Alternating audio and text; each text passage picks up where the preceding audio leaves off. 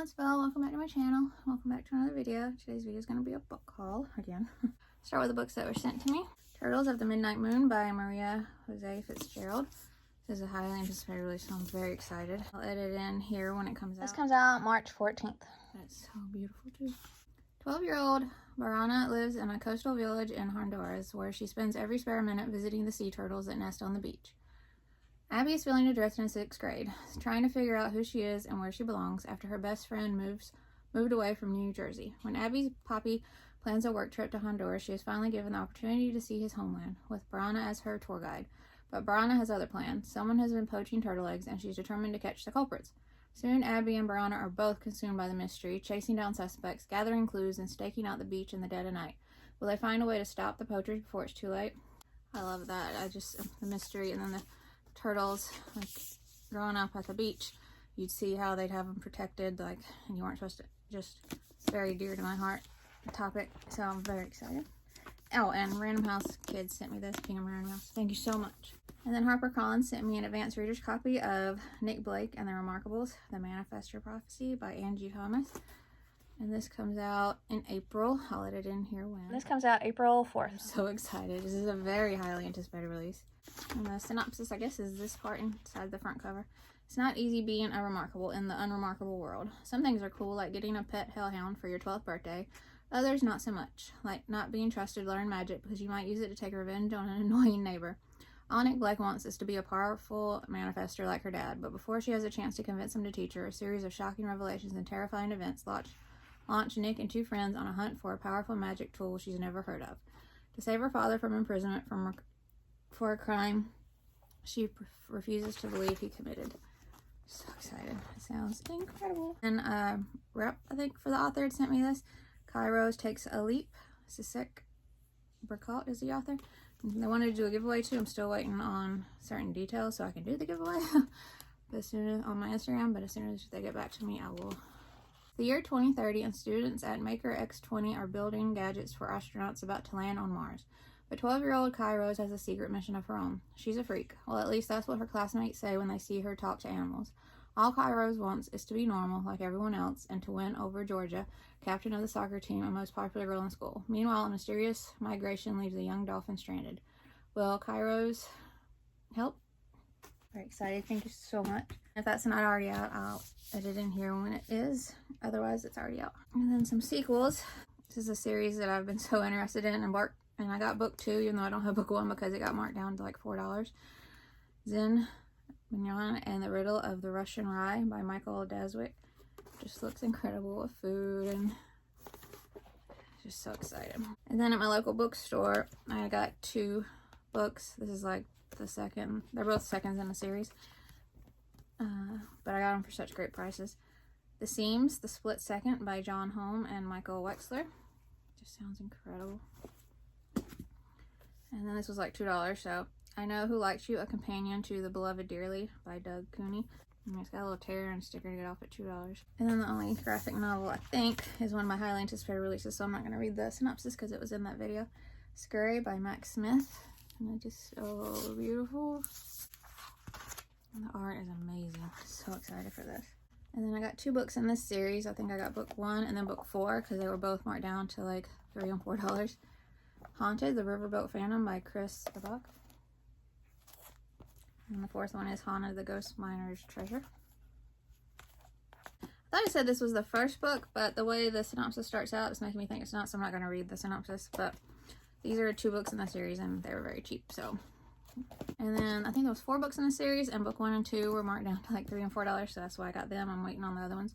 The Moon Stealers series, The Moon Stealers and the Quest for the Silver Bow by Tim Flanagan. And the second book, The Moon Stealers and the Queen of the Underworld. In the small Yorkshire town of Parsley Bottom, Peter Crisp, a boy with an unusual gift of being able to see things that others cannot, goes missing after spending the night in a graveyard. 2 of Peter's school friends attempt to find him, but come across some mysterious engravings which propel them on an adventure beyond their imagination. By unraveling codes and riddles, they journey through the bowels of Edinburgh Castle as they attempt to find the key to Peter's disappearance. Meanwhile, MI6 operative Stephen Knight is sent from London to investigate a meteorite landing which he discovers contains a bacteria within its core that is alien to our planet. The bacteria quickly evolves into a deadly threat. The children not only need to find Peter, they need to save the entire world while they're at it. Very intrigued. Then at that local bookstore, another, I think it was $2 book, Wish Girl by Nikki Lofton. Peter Stone is a quiet boy in a family full of extroverts, musicians, and yellers. The louder they are, the more silent Peter is, until he practically embodies his last name. When his family moves to the Texas Hill Country, though, Peter finds a peaceful, mysterious valley where he can at last hear himself think. There he meets a girl his age, Annie Blythe, a spirited artist who tells Peter she's a wish girl. But Annie isn't just any wish girl, she's a make-a-wish girl. And in 2 weeks she has to undergo a dangerous treatment to try to stop her cancer from spreading. Left alone, the disease will kill her, but the treatment could cause serious brain damage and take away her ability to make art. Together, Annie and Peter escape into the valley, which they begin to think is magical. But the pair soon discovers that the valley and life may have other plans for them. Sometimes wishes come true in the most unexpected ways. Also at the same bookstore for $2, The Trespassers by Zilpha Snyder. It all starts the summer Neely and her little brother Grub accidentally find a way to sneak into Halcyon House. It's a magnificent mansion that was deserted years ago. Inside, they discover a playroom full of wonderful old-fashioned toys. Despite the spookiness of the house and the rumors about a ghost that haunts it, and despite the fact that they don't belong there, the playroom becomes their secret hideaway. Then the owners suddenly return to Halcyon House. Neely befriends Curtis, a boy her own age whose wild boasts and black moods make her uneasy. When Neely is warned to protect her little brother, she thinks first of the ghost, unless there is a present-day evil lurking in Halcyon House. Also at the local bookstore for $2, The Robber and Me by Joseph Holub. When Boniface Schroll, a shy orphan, is left all alone in a cold, dark forest, a big man in a black hat rescues him. The next day, Boniface awakens in his uncle Emil's house. Boniface, who wants a place to call home, likes the people in his uncle's small farming village. But when he hears about the many robberies committed by a man wearing a big black hat, Boniface wonders if he should risk telling his uncle what he knows about the mysterious stranger. And then at the same bookstore for a regular price, Shouting at the Rain by Linda Mullally Hunt. I won this one for a while, so I was happy to pick it up. Delcy loves a good storm, except when the squalls are in her life. Her summer friend Brandy is back on Cape Cod at last, but devastates her by dumping her for a new friend. And she could really use a mom right now, except hers left long ago, and her beloved Grammy won't discuss that, saying it's too painful. Then she meets Snarky Ronan, a kid who could use a friend too. As they traipse around the Cape, they form a dynamic duo, uncovering neighborhood secrets, standing up to cruelty, and getting into good and bad trouble. Most importantly, open up to each other and tackle complicated stuff like what it means to be angry versus sad and broken versus whole.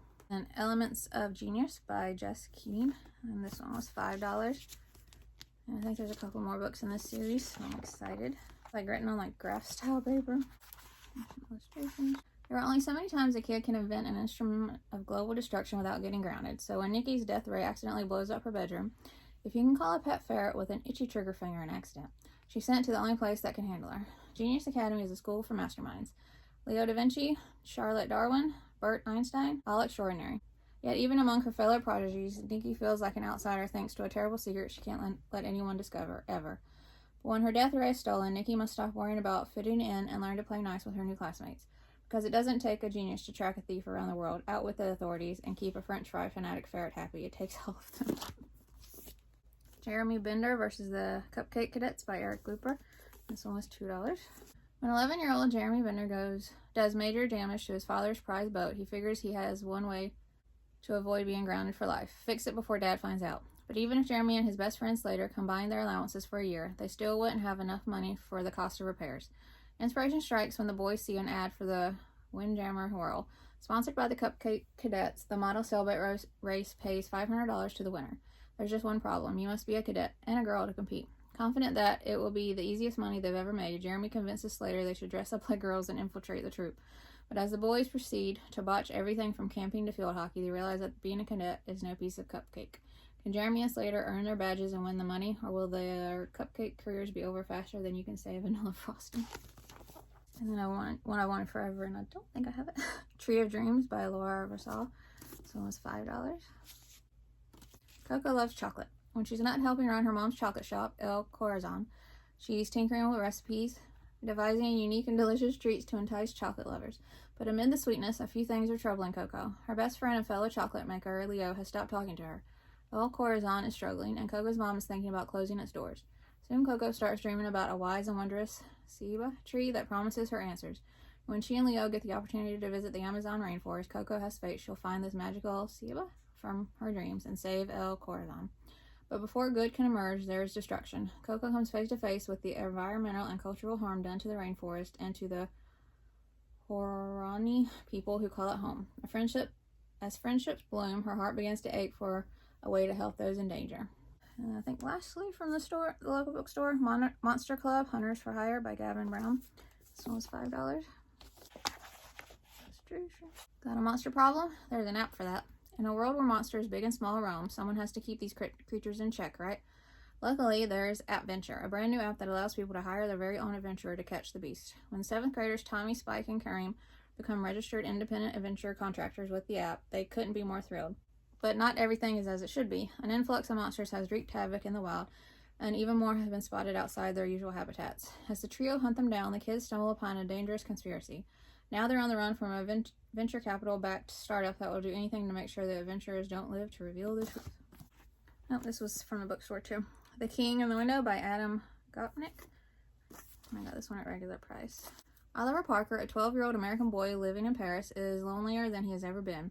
Intimidated by his French school and its prickly teachers, and made melancholy by the long gray winter, Oliver longs for some friends and maybe even a little adventure. One freezing January night, his wishes are granted. After dinner, Oliver puts on the gold paper crown that came with his Epiphany cake. He looks at himself in the window, and instead of his own reflection, he sees an amazing vision. A boy hovering in front of him, dressed in an ancient French doublet.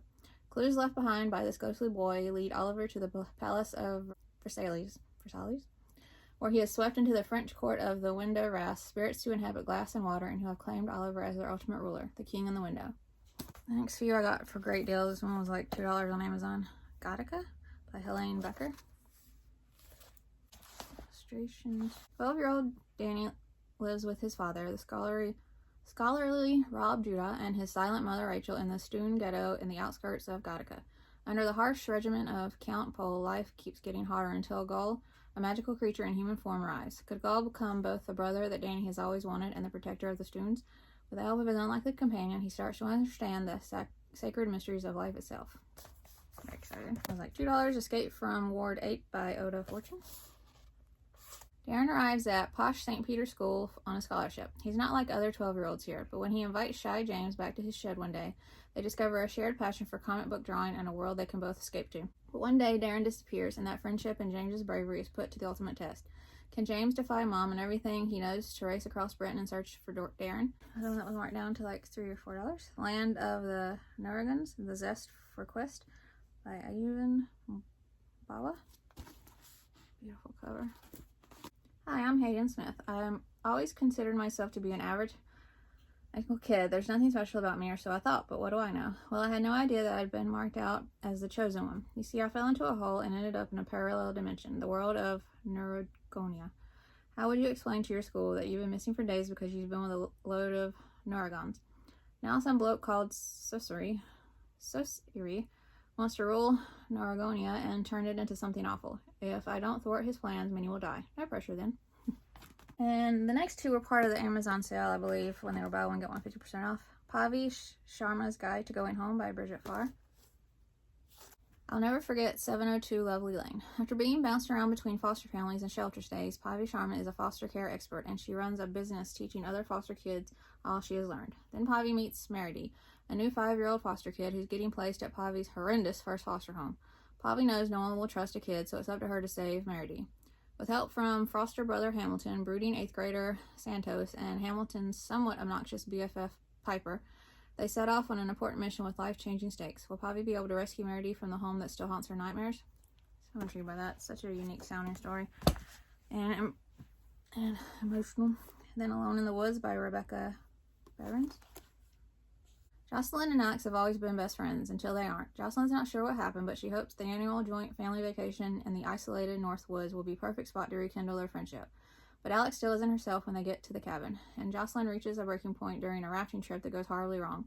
When the girls' tube tears, it leaves them stranded and alone on the bank of Wolf River. Before they know it, the two are hopelessly lost. Wearing swimsuits and water shoes, and with only the content of their wet backpack, the girls face threats from biting black flies to black bears, poison ivy to hypothermia. Both Jocelyn and Alex will have to use strengths they didn't know they had in their desperate trek home. But beyond battling the elements during the days and nights they spend lost in the wilderness, they'll have to overcome their fractured friendship if they want to make it out of the woods alive. This one was in the sale too. Where the Sky Lives by Margaret Dilloway. When life doesn't make sense, 12-year-old amateur astronomer Tuesday Beals has always looked to the stars above Zion National Park, where she lives. Her beloved late uncle Ezra taught her astronomy, but now there are special stargazing sites for all she has left of him, along with his ashes and a poem that may be a riddle. Then a new housing development next door threatens to ruin the night skies and her favorite astronomy spots. Desperate to focus on something besides the growing uncle-sized chasm between her and her mother, the park archaeologist, Tuesday takes up photography with her best friend Carter after they find an abandoned camera. With this new way of seeing the universe, she tries to solve her uncle's riddle to save the land. But one day, a photo reveals clues about an endangered animal, one that could halt construction. Will the discovery be enough to save the park and keep the rest of her world from falling apart? This is when I got off thrift books. I just love the cover. Silo and the Rebel Raiders by V. Pate. 10-year-old Psycho hasn't had the easiest start to life. His father was, probably, the famous brigand Aquinas the Accursed, wanted for dog theft, whereabouts unknown. The rest of his family was killed in a disaster involving a terrible wave and lots of mud. All he has inherited is the Psycho reputation for thieving and webbed feet. To top it all off, his only friend was tragically mistaken for a large rodent and killed in a hunting accident. The Silo, last of the Psychos, does have one thing going for him. He can see the future, and the people in the capital are looking to recruit children just like him. It could be a glorious life, free from Mud Island and horrible eel suppers. An incredible adventure is about to begin. Very intrigued. This was marked down to $5 on Amazon the other day. Generation Misfits, Akemi Dawn Bowman. 11-year-old Millie Nakakura is attending a real school for the first time, and she dreams of finally making friends and having a little bit of freedom. When she joins the Misfits and J-Pop Club, they form an imitation band of their favorite group, Generation Love, and soon become like family. They couldn't be more excited to show off their performance at a school-wide show, but when their most upbeat and joyful member seems to lose her sparkle, they're worried that she's dealing with more than just knowing which note to hit. How can they help a friend whose problems feel too big to say out loud? And Tumble Glass by Kate Constable. So beautiful. 13-year-old Rowan is helping her older sister Ash paint her bedroom when she discovers a mysterious ring that transports them back in time to 1999 to a party being held in the very same house. While Ash dances, Rowan unwittingly disrupts the laws of time, and when she wakes up back in the present day, her sister is missing. With the help of her magical neighbor Verity, Rowan must find the courage to travel back through the history of the house. But can she find everything she needs to rescue Ash before her sister disappears forever? Very intrigued. Then one I've been wanting for so long, Her Perilous Mansion by Sean Williams. So beautiful. Almanac is an orphan boy who can't forget. Edda is the youngest of 12 unwanted daughters. Invited to work in a mysterious mansion miles from anywhere, they discover the inhabitants are a little odd. Lady Simone never gets out of bed. Lord Nigel is always locked in his office, and Olive lives in a hidden boiler room and communicates only by code. Edda and Almanac soon realize that the mansion and its residents have secrets they seem reluctant to give up, and there's more at stake than just their jobs. In a world where the line between magic and the written world is often dangerous, can they solve the puzzle of Her Perilous Mansion before it's too late? Alright, and the rest were in their anticipated release video, so I won't read the synopsis, I'll just show you what I got. Ghosts of Mars, The Adventures of Eva Knight by Stuart White. The Talon O'Mears by Christina Collins. The Monkey Who Fell from the Future by Ross Welford. Rivet Boy by Barbara Henderson. The Architect by Jonathan Sterrett. Bob versus the Selfie Zombies by Andy Jones. Swimming on the Moon by Brian Cunningham. Lasagna Means I Love You by Kate O'Shaughnessy. Jabin and the Golden Touch by Thomas Leeds. The Stickleback Catchers by Lisette Otten. Izzy at the End of the World by K.A. Reynolds. And lastly, The Enchanted Life of Valentina Mariya. Alright, y'all, that's it for this video. I hope you enjoyed it. Is there any that you are interested in, or have you read them already? Did you like them? Did you not? Let me know in the comments. Hope you enjoyed the video, like I said. If you'd like to subscribe, I would love that if you'd like to. And I'll see you in my next video. Bye.